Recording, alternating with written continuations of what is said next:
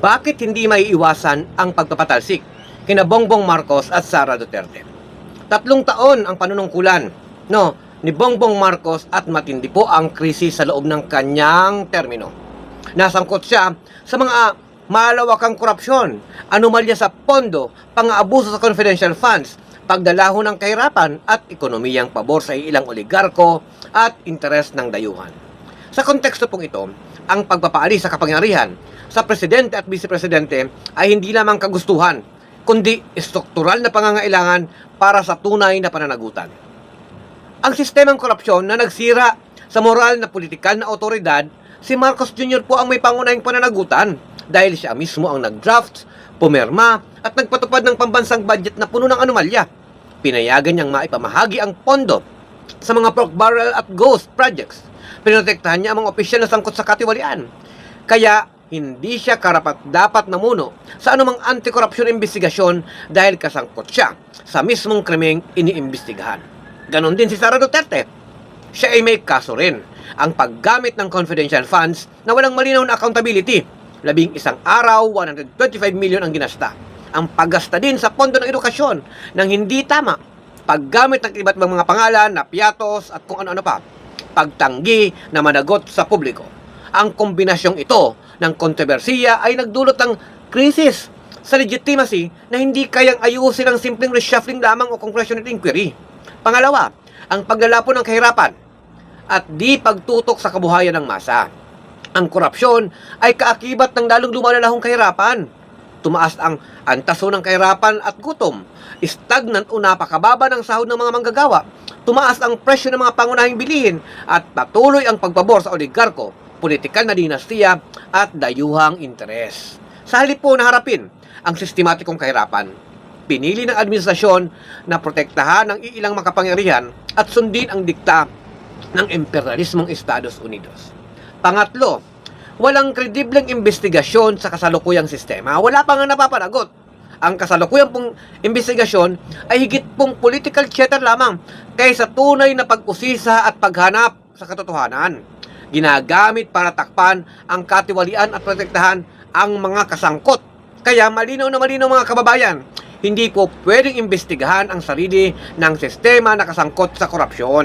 Ang pang-apat, hindi solusyon ang paghalal kay Sara Duterte, hinding-hindi. Ang vice-presidente ay hindi solusyon sa krisis dahil pareha silang bulok. Hindi pwedeng palitan ng bulok ang mas bulok.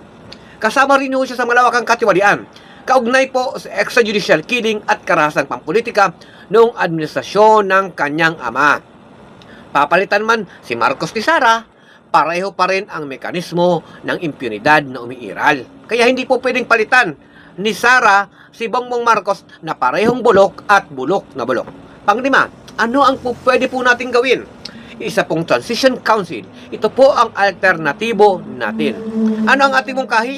Itayo po ang Civilian-led Transition Council upang huwag mapasok ang mga kaalyado ng Marcos at Duterte o mga political na dinastiya.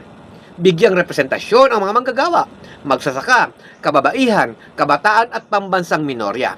At ayusin po natin ang sistema ng eleksyon para matigil ang vote buying, political dynasty dominance, at automated electoral fraud. Magpatupad po tayo ng tunay na socio-economic reforms tulad po ng wage hikes, agrarian reform, at access sa basic social services. Ang konseho po ay magsisilbing tulay patungo po sa isang malaya, patas, at demokratikong halalan. Ngayon, kinikilala po natin ang malaking protesta at pakikilahok ng masa at taong bayan. Ito po ay pangunahing mekanismo para pigilin ang abusong kapangyarihan, pilitin ang transparency at pananagutan, at itulak po natin ang makabulang reforma sa pamahalaan at sa gobyerno.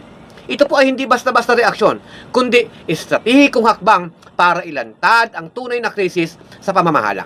Sa kabuuan po mga kababayan, ang 3 taon ng administrasyon ni Bongbong Marcos ay punong-puno po ng korupsyon at sistematiko at napakadawak.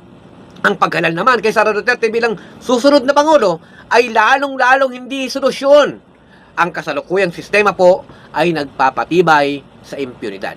Sa makatwid, tanging isang civilian-led transition government ang maglilika o makakalika ng genuine accountability at makabuluhang socio-economic reforms. Ang krisis sa pamamahala ay napakalalim at hindi matatanggal ng kosmetikong reforma lamang o peking investigasyon. Kaya mga kababayan, ito pong panawagan, no, ay hindi ho po pwedeng maiwasan. Lalong-lalo na kung matindi ang hirap na kinakasadlakan ng bansa.